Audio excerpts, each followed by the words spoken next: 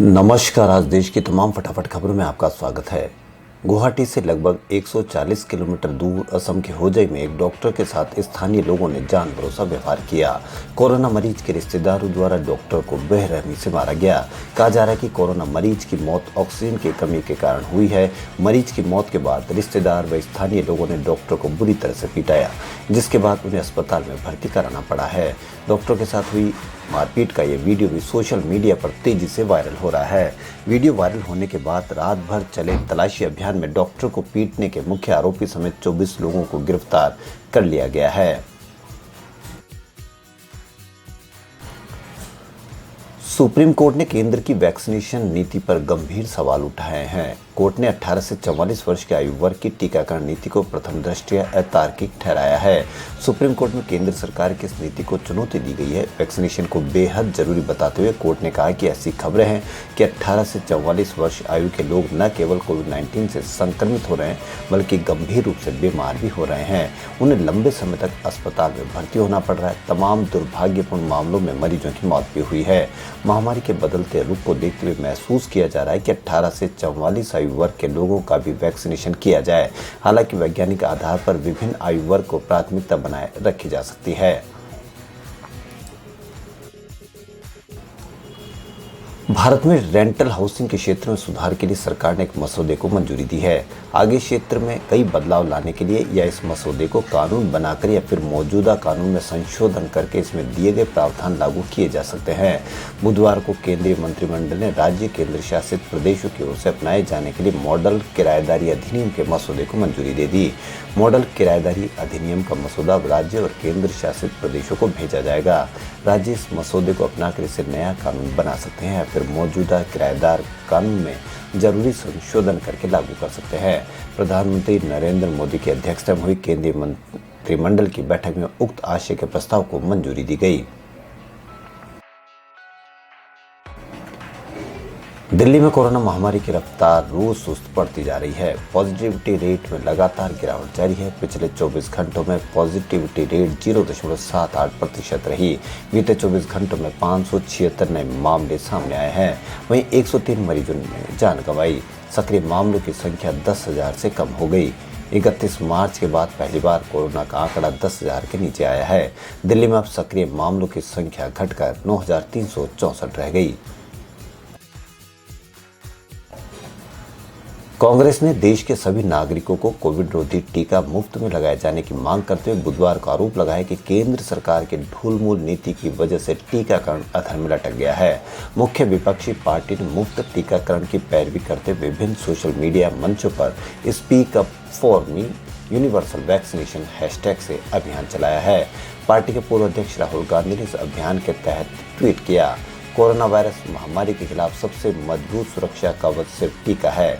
देश के जन जन का मुफ्त टीकाकरण करने के लिए आप भी आवाज उठाइए, केंद्र सरकार को जगाइए। गूगल एलएलसी ने दावा किया कि डिजिटल मीडिया के लिए सूचना प्रौद्योगिकी के नियम उसके सर्च इंजन पर लागू नहीं होते हैं और दिल्ली हाईकोर्ट से बुधवार को अनुरोध किया कि वह एकल न्यायाधीश के उस आदेश को दरकिनार करे जिसके तहत इंटरनेट से आपत्तिजनक सामग्री हटाने संबंधी मामले की सुनवाई के दौरान कंपनी पर भी नियमों को लागू किया गया था। एकल न्यायाधीश की पीठ ने इस मामले की सुनवाई के दौरान ये फैसला सुनाया था, जिसमें एक महिला की तस्वीरें कुछ बदमाशों ने अश्लील सामग्री दिखाने वाली एक वेबसाइट पर अपलोड कर दी थी और उन्हें अदालत के आदेश के बावजूद वर्ल्ड वाइड वेब से पूरी तरह से हटाया नहीं जा सका था और इन तस्वीरों को अन्य साइट पर फिर से पोस्ट किया गया था।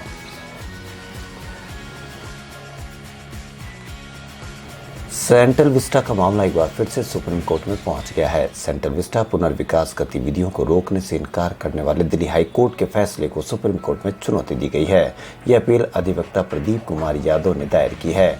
दिलचस्प बात यह है कि यादव दिल्ली हाईकोर्ट में होने वाली कार्रवाई में पक्षकार नहीं थे।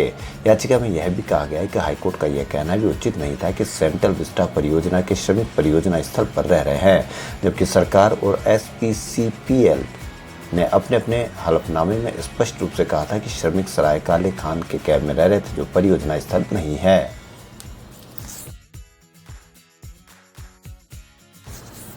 दक्षिण पश्चिम मानसून के 3 जून को केरल पहुंचने की स्थितियां राज्य में बननी शुरू हो गई है। मानसून यहां सामान्य समय से देर से पहुंच रहा है। केरल में मानसून कल यानी 3 जून को दस्तक देने को तैयार है। बता दें कि इससे पहले केरल में 31 जून को मानसून आने की संभावनाएं जताई गई थी।